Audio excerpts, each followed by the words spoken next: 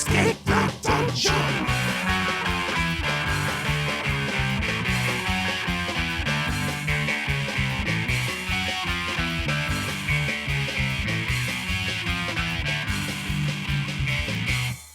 Hello, everybody. This is Escape the Dungeon, the podcast where we ask you to join us as we explore the world beyond the world's oldest role-playing game. My name is Mike Cripps, and I will be your host and game master, and I am joined by three stellar players. Zach Brass. Hello, everybody.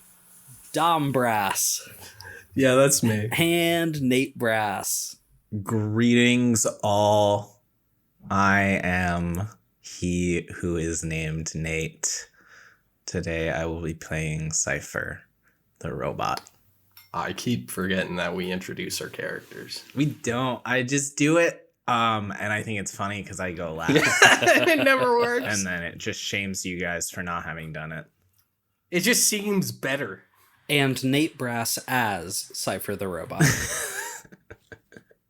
Each season, we will be playing a different tabletop role-playing game. This season, we are playing Scum and Villainy, a Forged in the Dark game published by Evil Hat Productions. Guys, last week we did a joke intro. I pranked the hell out of Dom. I was messed up. Got him pretty good, if I don't say so myself. But what I was saying last time is still true. I want to give the audience a chance to get to know us as people. And, I thought of how we could do this best to really give them an insight into who we are. And, I thought of, we could do two truths and a lie, like every teacher ever made you do on the first day of school, and everyone hates that. And I was like, no, let's not do that. And I was like, what if we went around and we each, talked about our jobs or whatever? And I don't know, we can do that, but that's boring. And then I'm with you, Mike. I totally agree. We should play Twister with the audience. Yes. Everybody come on over to my place. I'll roll out the mat. But no, I came up with an idea of what I think will really give the keenest insight into who we are. And that is, I'd like us all to complain about the just most petty grievance you have right now. Like, what is the littlest thing that is bothering you, and you just need to get it off your chest? Because, everybody's got something like that, right? Ugh. This is like the stupidest, most annoyingly... Alright, look, it's a completely unrelatable, in the exact specifics here. So I'm just going to make it real simple here. Basically, at work, there's somebody that is above me, and when they do something in the computer system, they don't do it the way they're supposed to do it. Nice. Repeatedly, over and over and over again. I feel that in my bones. Exactly. And so, and it's like a fucking pain in the ass. Like, let me tell you, it's not that difficult for them to do this, and it would save me so much extra work if they would do it. So, it's just, and I mentioned it. But of course, like I said, they're higher in the company than me. So I have to just simply deal with it after I've mentioned it multiple times when they continue to refuse to do it. But the thing is, it's not the level of complaint that I can really bring up to somebody. Like, it would sound like I'm being petty if I were to bring this up. So instead, you're airing it to the entire internet. Exactly. Nice. That's a good complaint. That makes mine feel extremely petty. That's even better. What's yours, Nate? It's when gas stations don't have like Google Pay or Apple Pay on their pumps. And it's like I have to bring a card to the gas station. It's ridiculous. Like, come on, get with the modern times.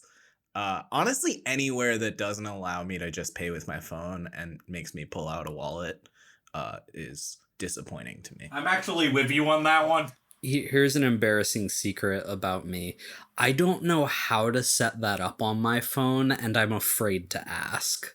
Like, Download whatever app is your bank, and it'll just work.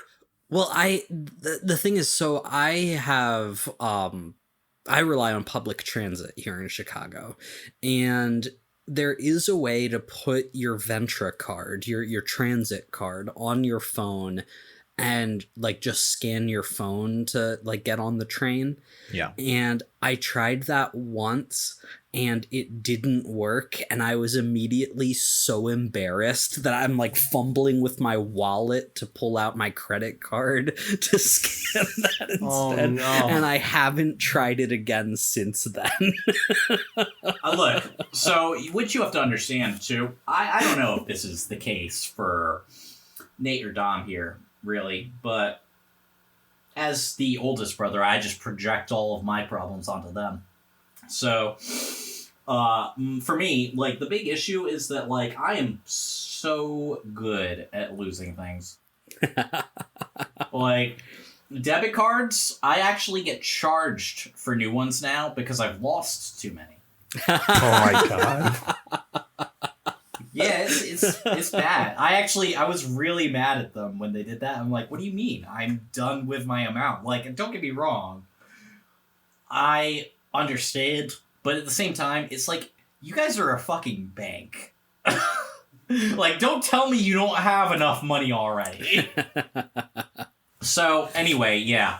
The phone thing's great because it's a really good way to leave your card at home all the time in case you actually desperately need it for something.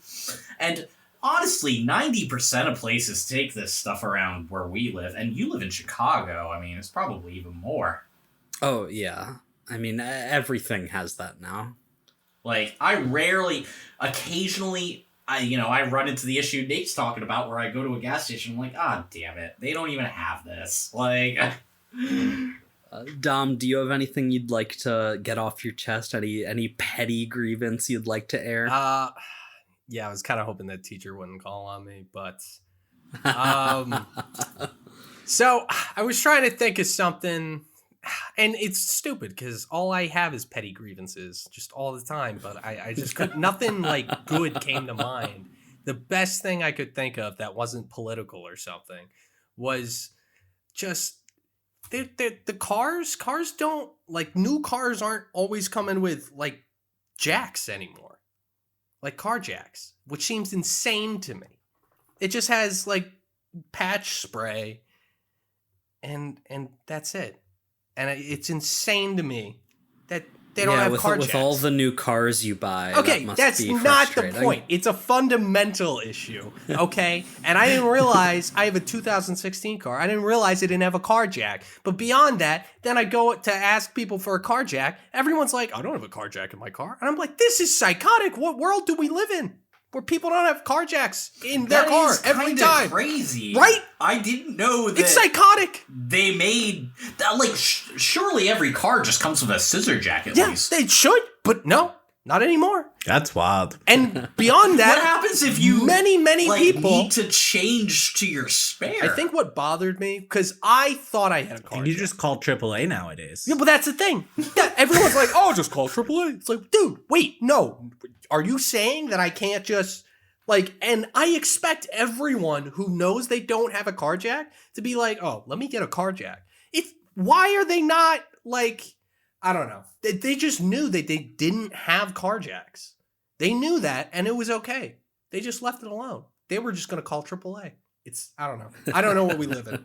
My petty grievance is going to be frustratingly vague because I don't want to go into concrete details, which will hopefully be a petty grievance of our audiences then.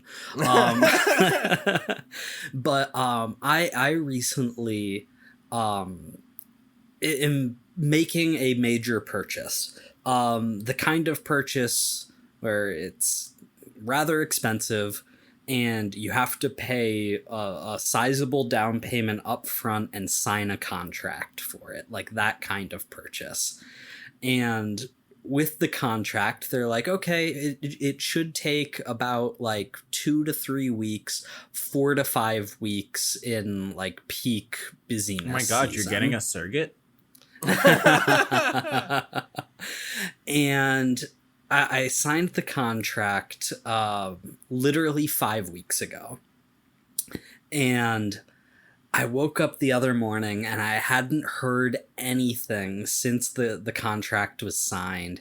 And I'm just getting like anxious about it. I literally had a stress dream about like being in a situation where I needed this thing and didn't have it because it never got done. It never got delivered.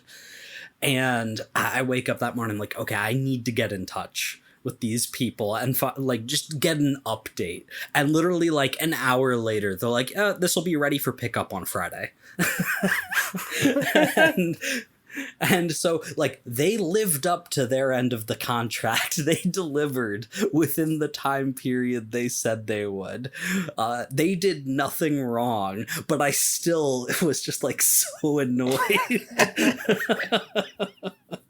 Just no updates. Yeah. He will tell you when it's done. Yeah. So that was my petty grievance that I needed to get off my chest. Are you boys ready to jump into the world of Scum and Villainy? Yeah. Yeah.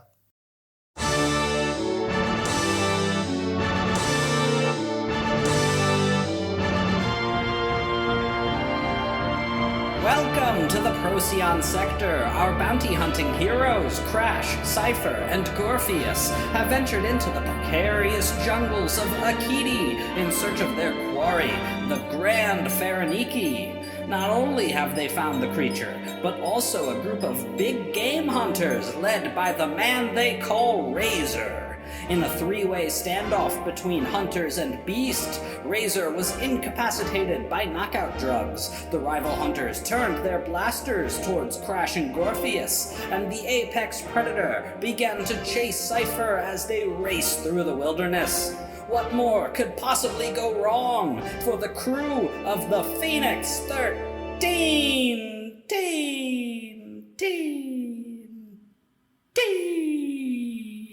I love those intros. Oh They man, get me hyped every time. Let's go, boys! So which scene are we starting on?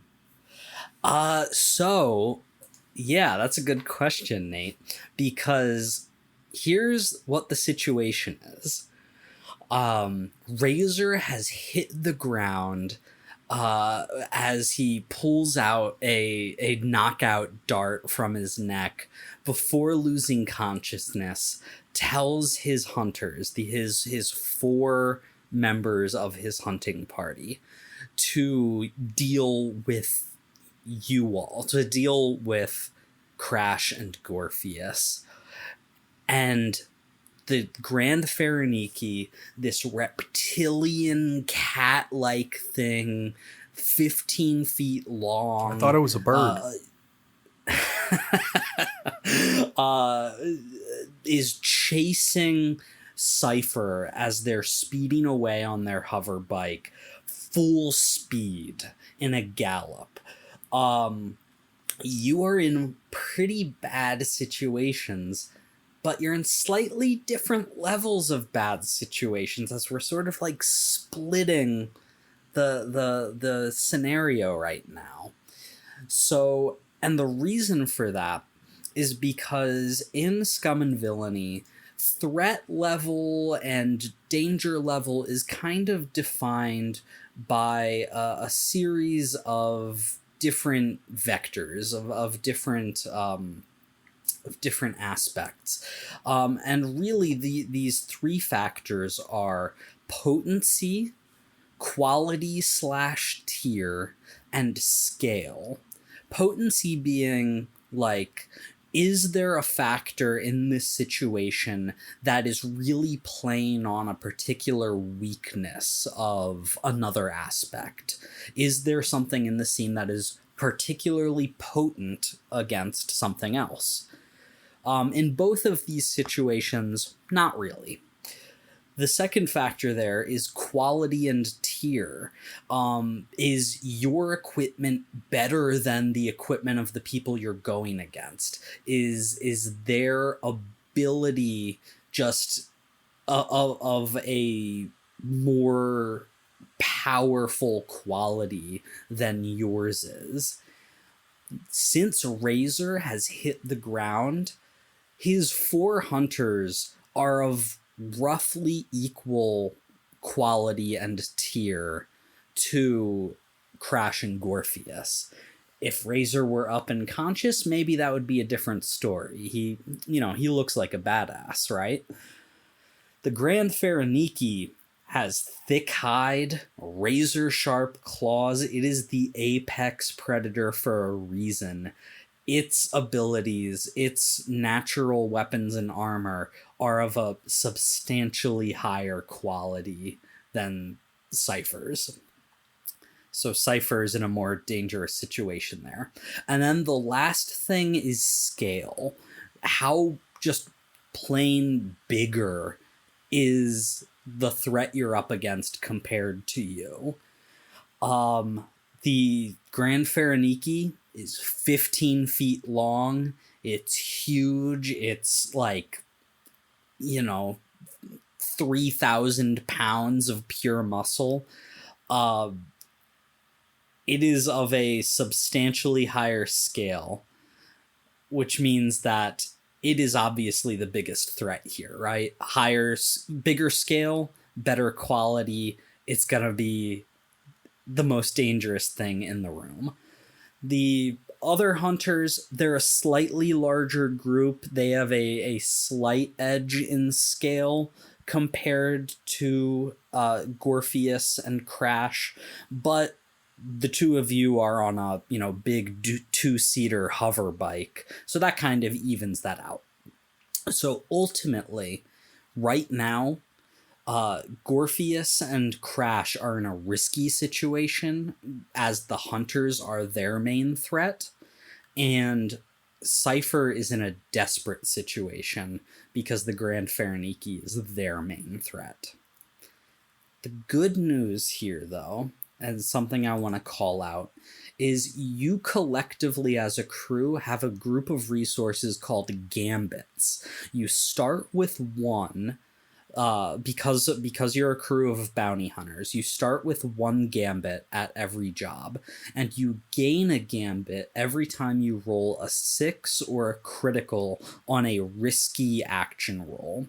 I went back and double checked the rolls from last time. You got 2 6s on risky rolls, which is going to bring you up to a total of 3 gambits.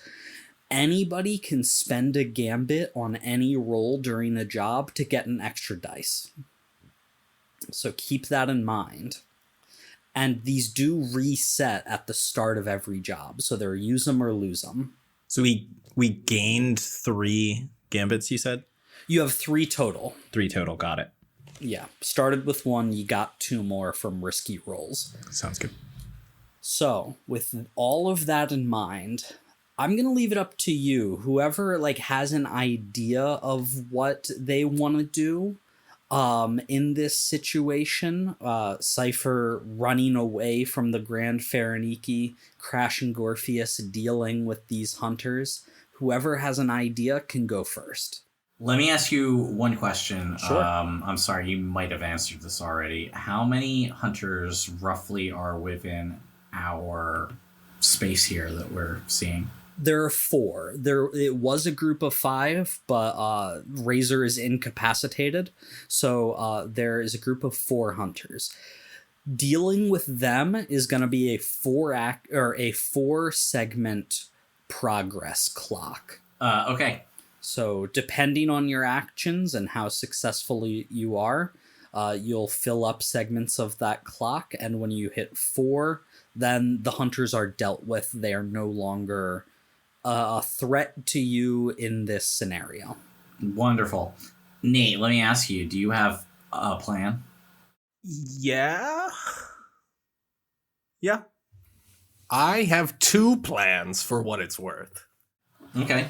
Then it's up to you. but they're not good. Well, one of them's actually pretty good. Okay. Well, I know what I want to do. I think at this point, my plan, as far as like you guys would be concerned, amounts to using a flashback for us to meet up at some place. So you guys are pretty much have to deal with these 4 without me. No, that's fine. I'm not worried about this 4. Yeah, I had a flashback idea for the Grand Faraniki for capturing it. But I say let's start out with you guys dealing with these guys. I agree. I think that's more fitting. All right. So look, here's the thing. Right away, of course, Flash. He's gonna want to take the speeder bike and just fly into the closest one of those guys possible. Just fucking run him over. Yeah, absolutely. So as these 4 hunters turn their, two-handed blaster rifles, their hunting rifles, at you when Razor falls to the ground unconscious, you start to rev your engines and charge towards them. Give me an action roll. What action would you like to use here? Well, I am attacking the guy, so I feel like scrap works. I don't know. I feel like that's a helm action. Or scramble. I think you could argue either. I think you could argue either. And yeah, scramble potentially too. I think you could even argue scramble. But I'm trying to specifically catch this guy off guard by aggressively maneuvering towards him. I'm going to argue that that's a scrap check. I mean, you can use whatever you want, depending on which action you choose gets to go into how I decide what the position and effect of that is. I think scrap in this kind of situation is going to have limited effect compared to helm. All right, go. Let me try a helm. Can I do that? Sure. I have helm. So I'll go for it. Yeah, you are in a risky situation, like I said. Helm, I will give you standard effect on this roll. All right. 6. 6. Oh my gosh, you do it. And because that was a 6 on a risky roll, you gain another gambit, bringing you up to 4 total. Out of Beautiful. Possible 8. So you are at half capacity of maximum gambits. All right, guys, it's time to start using our mana. I'd like to cast Fireball. As you barrel towards one of the hunters, fully splattering them on the front of your hover bike, and your hover bike just like funks right over them. Also then hitting them with like the back burner of the propulsion, and you actually continue careening forward as you then crash into another one, taking out 2 of these 4 hunters and filling in 2 segments on that clock. Beautiful. Now, I don't know if you have anything in particularly planned. I would like to take my stun baton, and I want to use my psychic magnetic powers. And I want to throw it at one of those guys as we're speeding past who's still standing. Sure. Yeah, you can toss your stun baton using your connection to the way and your inherent biological command of magnetism as a xeno of your particular species, and are able to sort of manipulate the baton as it flies through the air. What action would you like to use on this? I would like to use an attune check to try to use my powers. Yeah, so if you're really leaning into the mystical command aspect of aiming this, yeah, you can definitely go ahead and roll a tune. This will also be a risky roll for you, and this will also be standard effect. That's such a cool and interesting like use of powers and power set. How'd you come up with it? Shut up.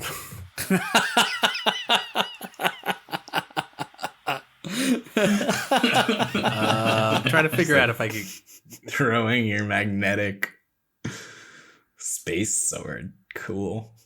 Okay. It's not a sword, it's a baton. This is just a baton. I messed up. I didn't take a space sword. Yet. I didn't realize that was one of the things we could take. Yes. Good call.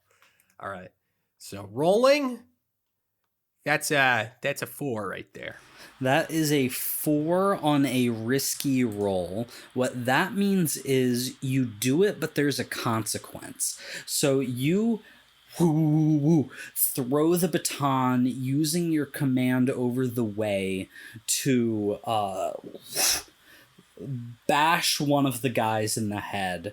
That is going to be 2 more ticks on the clock as you actually bounce it off of the one and then use your command of the way to make it like boomerang around and hit the other in the side of the head, causing him to hit the ground as well. And suddenly all 4 of these hunters are dealt with in surprisingly efficient manner. However, the complication here is I'm also going to tick 2 clocks on the vigilance awareness clock that I started last episode. Oof. As you feel a pulse in the way as you use your powers, Gorpheus. Oh no. And you can feel distant, but the presence of other way users, other mystics, and you feel as if they're getting closer. Oh, this isn't good.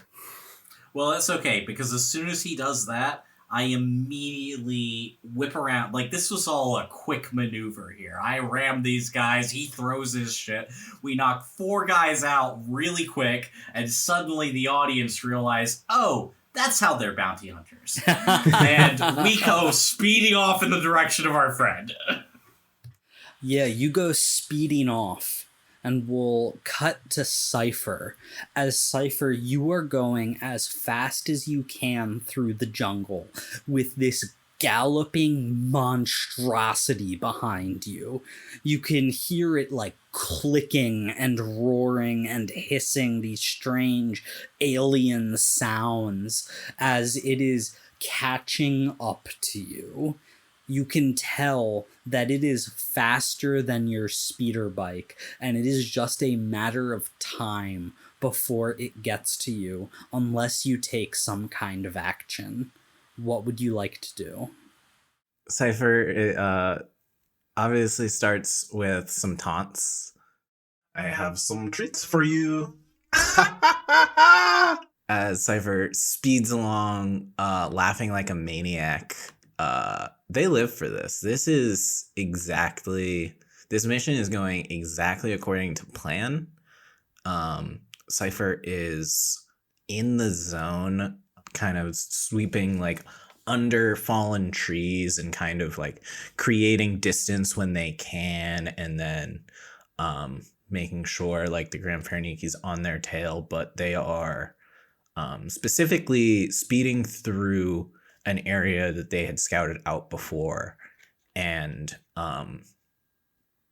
kind of like made sure had the proper cover.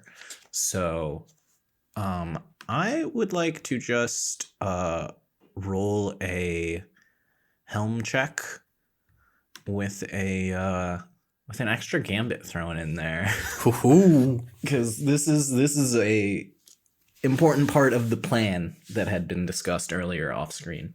It sounds like you might want to be using a flashback if you want to, do something a little bit more specific than just it. Like I'm fine with saying it's a 0 stress flashback to say that like you scouted out a portion of the jungle.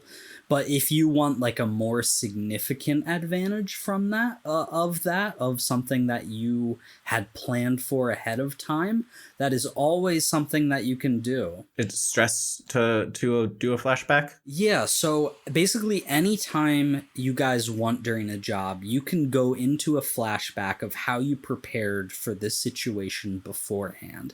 Depending on the complexity or the unlikeliness of the flashback of what you would have done, you might take some stress. You're gonna take one stress if it's a complex or unlikely opportunity that you would have taken advantage of before this. You're gonna take 2 or more stress if it's like a really elaborate action that would have involved special opportunities and contingencies. Okay. So what do you have in mind of what you would have done beforehand here? Hear me out. What are the possibilities I would be able to have found a giant fallen, like hollowed out tree that I can ride through as the Grand Fariniki like runs on top of it and like can't quite get at me, as we like have a flashback of our characters wandering the woods and being like, over here, this is a perfect place for us to lead the Grand Fariniki once we find it.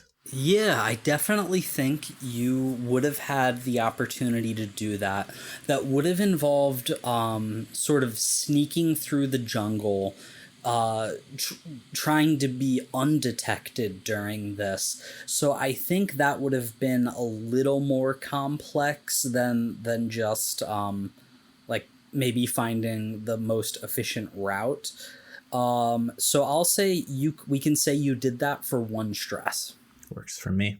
All right, so go ahead and add a stress. Sometimes I'll call for an action roll if there's a element of danger or potential trouble in the flashback.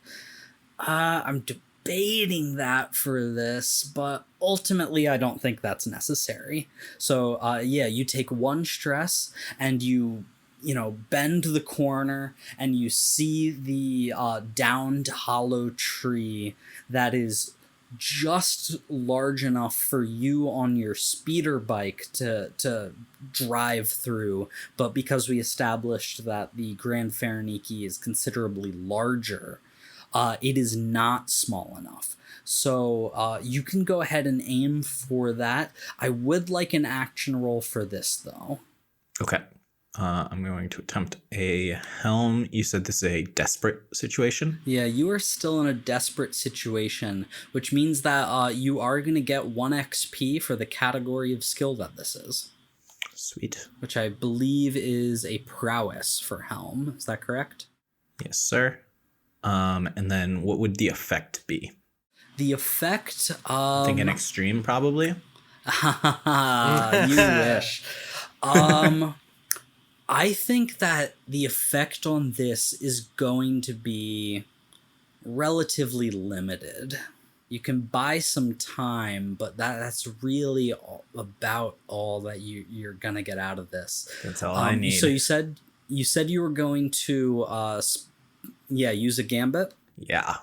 So you'll get an extra die from that. I'll offer you a devil's bargain here and say that this is going to continue to alert vigilance as you continue just causing a commotion through the jungle. And I'm going to tick off 1 more of the vigilance awareness clock, which would bring it to a total of 4 out of 6 segments. Okay, and did I get any bonus dice for that flashback? No, you're not going to get bonus dice for that, but it set up the situation for you to be able to attempt this. Okay. I'm going to go for it. You want to accept that devil's bargain? Not yet. I trust in my insane abilities. I am the greatest pilot in the galaxy, And that is a tree. Oh my god. That is a tree. Trees. Oh my god. Trademark. Trays. The greatest pilot in the galaxy. You know what a 3 on a desperate roll means? Oh no. No. It's the worst outcome. You What? suffer severe harm, a complication occurs, or you lose the opportunity. I think the severe harm here is that it's not going to necessarily be... Trapped him.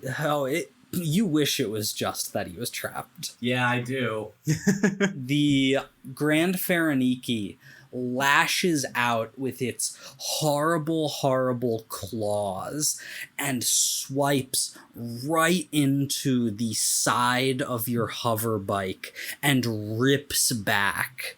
The bike just gets massacred as it slashes into it, wires and explosions of force and electricity as the thing totally stalls out underneath you, and you go tumbling forward as you roll into that tree. Ow. As the Grand Pharoniki, as it then tosses the destroyed hover bike into the jungle, starts to slowly prowl towards you as you are now trapped in the tree. You look down and you see that your leg, you didn't feel it in that moment because it was so sharp, but it got pierced by one of the claws of the Grand Pharoniki as well. Your leg is sparking, your leg is malfunctioning, and you are going to take a level 2 harm that is going to be malfunctioning leg. So any kind of action that you take that would require the use of both legs, you are going to lose a die on. I think he didn't feel it because he's robot. Oh, that does not look ideal. Lucky for you, your teammates just kicked ass in their roles, and so they're on their way, and it's not too bad. I am not worried. I am one of the greatest bounty hunters in the galaxy. Not trademarked yet. We are working on it. Captain Crash, I see the Pharoniki ahead of us. Yes, Crash and Gorpheus, you see this happen as you are catching up. You see Cypher wipe out and roll into the tree, sparking and harmed, as the Grand Pharoniki tosses the hover bike into the jungle.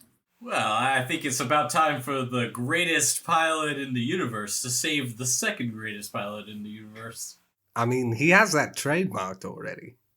Well, I didn't say trademarked, so it's fine. It's part of the trademark. Do you have a plan? Did we maybe... Okay. Well, first off, well, okay, yes, no, I don't have a plan. Okay. I have some plans. Nope. Okay. Well, there you go, your turn. I think that we came out here to hunt a Grand Pharoniki. Were we planning on capturing it or killing it? Capture it. We had to capture it? Okay. So we must have set a trap, surely. Yeah. Yeah. So surely we set some kind of a trap that we can activate.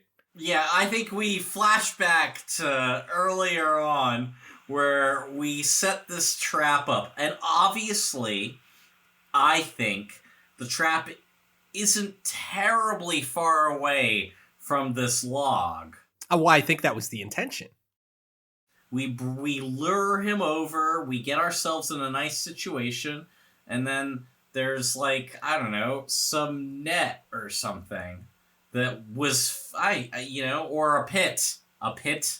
I was gonna say, does anyone have a cool trap ability? Because otherwise, I can try to use if we get some sort of metal container that's in 2 separate parts, I can try to use my magnetism Well, look, to... I have a trap ability in regards that when you spring a trap, take an extra D1 called Shoot First. Oh, nice. So if we spring a trap on this thing, coming up behind it, and we've got this, I don't know, either pit or net is my suggestion. It seems like if it's running on top of the log that we did it. Yeah, I mean, we need a way to transport it is what I'm thinking. So if we can get it like Exactly, in so, some kind of containment. So, like maybe just some ludicrous swinging metal pod hidden in a tree that comes down like on a pendulum over the log and tries to scoop it up. Yeah, that is I think that is a very complex flashback that I think would... I'm going to say you would need to spend 2 stress and do some kind of action roll to set that up. Absolutely. I think that's reasonable. What kind of action rolls do you think would work for that? I mean, rig, but I can't do a rig roll. You can. You're completely correct, and I absolutely should. You can always attempt something. I can do a rig roll. Can I do the roll if someone else spends the stress? I'm gonna say whoever is spending the stress has to do the roll. Well, look, I don't have a lot of good options for this, unless you could argue that skulking is stealthy. And I stealthily set up the trap. Like I said, you can always roll any skill for any action. Depending on how much of that is bullshit that I think, Fair. I can say limited effect. If you want to use Skulk to set up this trap, you can roll that. It's gonna have limited effect. I have a tune that I could use to act magnetically sort of like pull the thing. But I would think I need to use my Xeno ability for that as well. Yeah, if we use his magnetic powers to try and trap the guy with a hidden pod, I mean, I imagine that's how we would trap things, in a weird little pod thing. Like a little pod trap. I imagine everything in the future is more pod-shaped. I'm pretty sure. Well, no, this is... No, I'm this sorry. isn't the Everything future. in this is just space, long, long ago in a galaxy far, far away, is pod-shaped. I think it's more of a universe some good distance away. I don't know. Okay, yeah, I mean, that's what I'm thinking. I'll use my Xeno ability and take stress from that and stress from the flashback to activate this mechanism. That's the thing. That is going to take you, you are going to take multiple sources of stress on that, which I am all for. So yeah, you can absolutely take 2 stress from the flashback. And how much stress is it for using your Xeno ability? That it depends on the complexity, right? It depends on the complexity. So yeah, whatever you think. I'll say take 1 more stress on top of that for 3 total. And you can make a attune roll to see how well the trap is set up. This will be a risky standard. That's a 6. That is a 6. So that means that the trap is totally in place. You were able to perfectly attune to the way and use your magnetic abilities to set up this pod trap device that you want to try and use to like enclose upon the creature. Is that what you said? Yeah, that's what I was thinking. Encapsulate it. Kind of like a Pokeball, except without the magic shrinking. Yeah, no magic shrinking. Sure. So the trap is in place, but I think here's the deal with it. that is going to be harder to use effectively. The less injured that this thing is, because it is like totally fine right now, right? Like it's gonna be harder to catch this thing in a trap than if you wore it down a little bit. Fair enough. So I'll leave that up to you how you want to go about this then. But the trap is in place. Okay, so here's my plan. I want to. Oh God, I would like to flashback to a alternate plan. Should thing Rolling in the flashbacks. Just quick discussion on a possible plan if things go crazy. Like this, because obviously this isn't how we planned on this going down. I'm like, all right, so if we need to like fight this thing, here's how I think we should. Listen up, gentlemen. I have an idea. You see, I think should things go awry, our best course of action is action. What we should do is, well, perhaps we switch over so that Cypher and I are on the double bike, and Gorpheus hides on over there and uses his what do you call it? Force, energy, the way, Psychokinetic powers, but yes, the way to hide in the trees, so to speak, and use his power to scoop up the creature after Gorpheus, or after Cypher and I wear it down.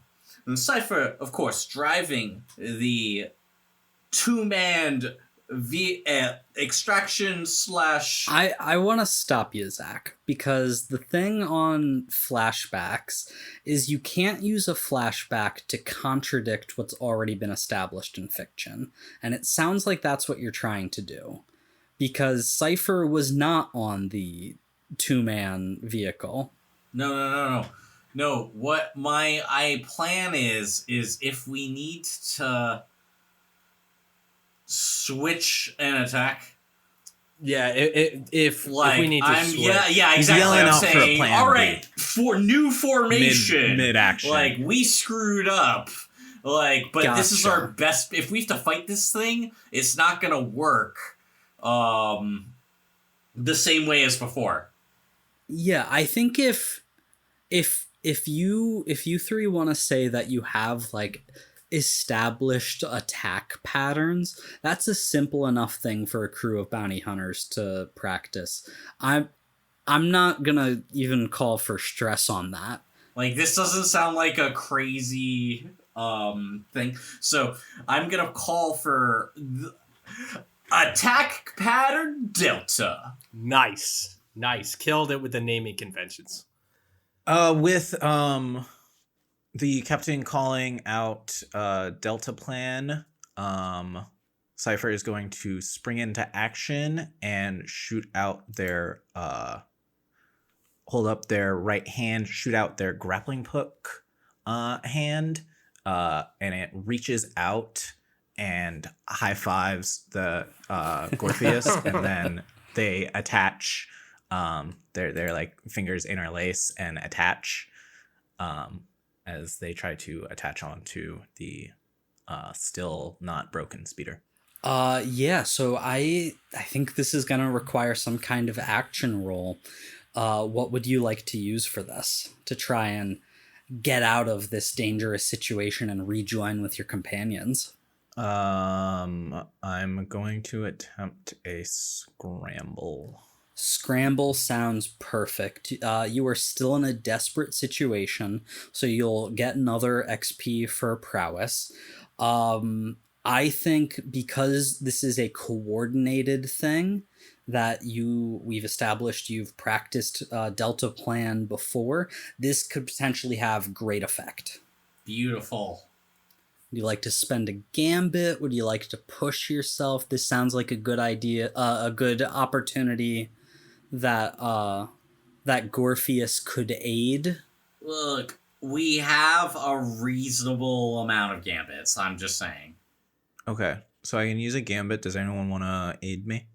Yeah, I'll aid him as he is grabbing my hand. Yeah, so Gorpheus, you will take 1 stress, and that will give Cypher a bonus die, and you'll get another bonus die from the gambit. I don't think the malfunctioning leg's really going to bother you on this, so you're not going to lose a die on this. Sweet. How many will that put you up to? I will be rolling 3. All right, roll your 3 dice and tell me the highest. That is a 6. That is a 6. You do it as you lock fingers with Gorpheus, and Gorpheus just yanks back as the grappling hook retracts. You fly through the air. Gorpheus hops off the back seat of the 2-seater like you planned, as you land perfectly on the back of the 2-seater, and Gorpheus, you start running away from that. What are you gonna do here? You cannot handle the power of friendship, silly beast. The Grand Phareniki turns to look at you as you fly out of the tree onto the bike, and it's like frills flare up as its 3 tongues extend out of its mouth, and it just goes, and it looks like it's getting ready to pounce at the vehicle. Dom, what is Gorpheus gonna do here? Gorpheus is gonna go hide and try to look for an opportunity to, activate the trap and trap the Grand Phareniki. Okay, so Gorpheus runs off into the wilderness of the jungle. I'm not going to make you roll for that because its attentions are fully on Crash and Cypher right now. Crash, Cypher lands behind you on the 2-seater. This creature is getting ready to pounce at you. What would you like to do? Okay, so first thing I do, obviously, is gun it. And then I would like to say that we try and do our practiced maneuver of switching places while on this bike. Yeah, absolutely. I mean, that is something simple enough to do as the creature starts pouncing towards you. So Cypher is in the front, Crash is in the back. What's your plan here? All right, baby. It's time to do what I do best. I pull out my previously used heavy blaster. I imagine myself literally sitting backwards on this speeder, with a gigantic plasma assault rifle from Sci-Fi World. And I just turn to a Cypher and I'm just like, all right, baby, kick it. And I just start unloading on this thing, presumably as he just starts like evading around, circling it, and just like doing all kinds of crazy maneuvers to avoid us being attacked at all. Wow, I'm just trying to beat this thing down a little bit as we head towards the spot we spoke about earlier. Sure. So I would love an action roll for you. Regardless of what you want to roll, you are going to be in a desperate position, so you can give yourself a point of experience in that skills category. What do you want to use? All right. Well, I mean, for me personally, it seems like scrap is the only option here. I'm literally in a fight. Scrap's a pretty damn good option, yeah. So you can go ahead and roll scrap.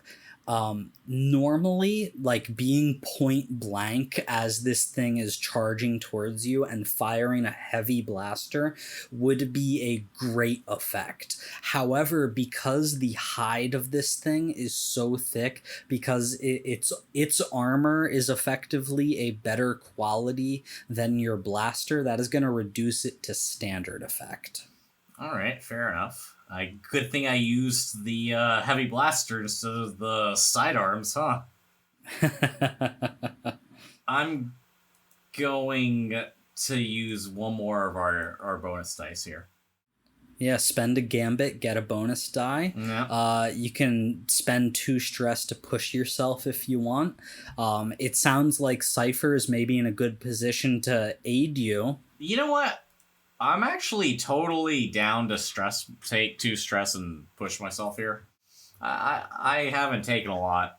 Sure, so take 2 stress. So we're going to go for this.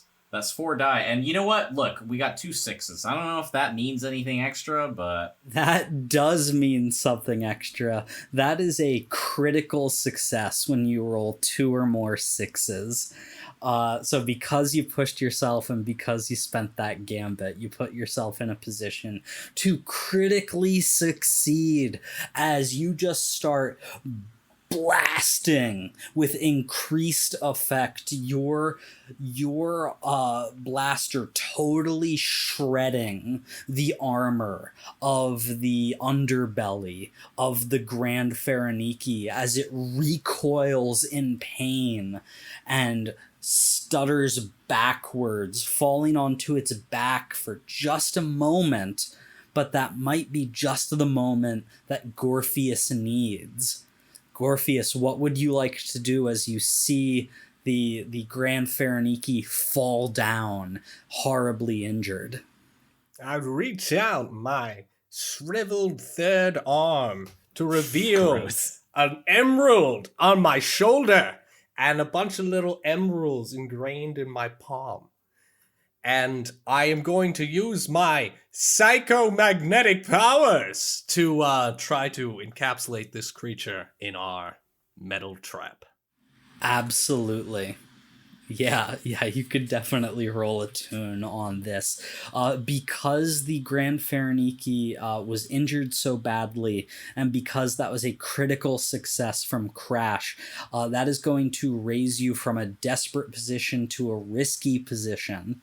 And I think because you perfectly set the trap before, this could potentially have great effect. All right, let's go.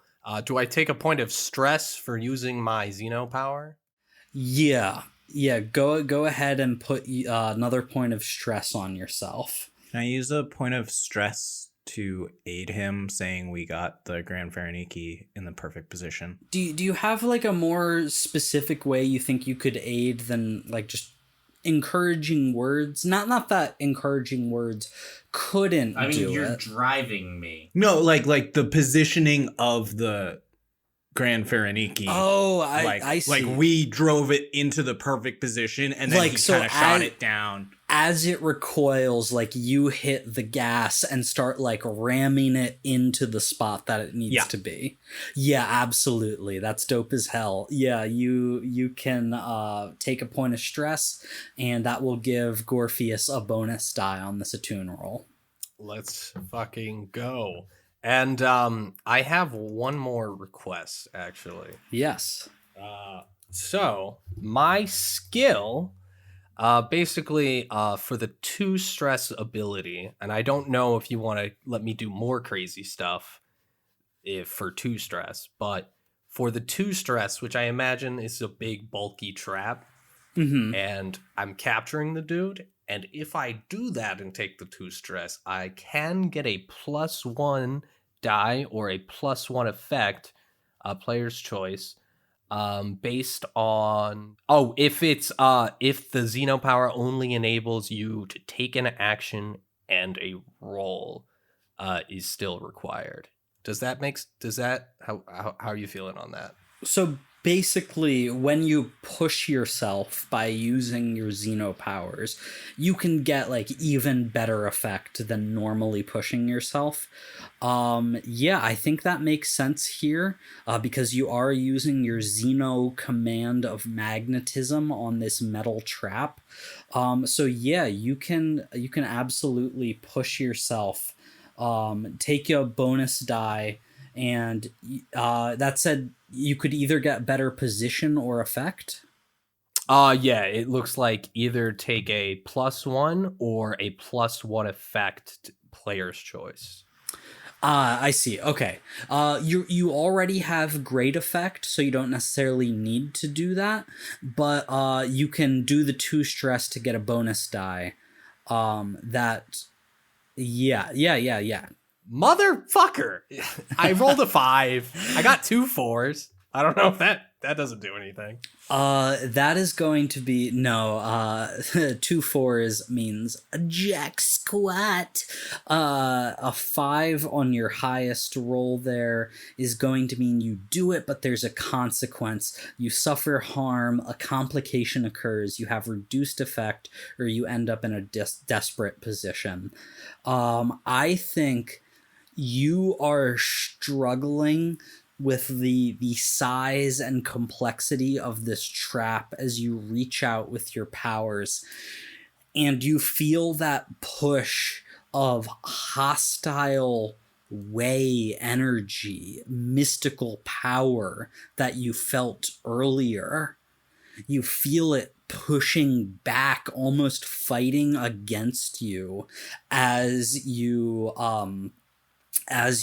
try to use your powers. You are going to take a level 1 harm that is just mystic feedback, as there's just like this like terrible migraine that suddenly fills your mind. Oh no. Oh god. Okay. This is fine. Space static in your head. Yeah, exactly. Space static. But you do it. You push past the space static as the trap launches into place, closes around the horribly injured Grand Faraniki, and wraps around, containing it. It writhes against this, trying to burst out, but you have captured the Faraniki, and we will end our session and episode there. Oh shit, the evil force users are gonna come kill us. It's okay, gentlemen. We're gonna make it out of there.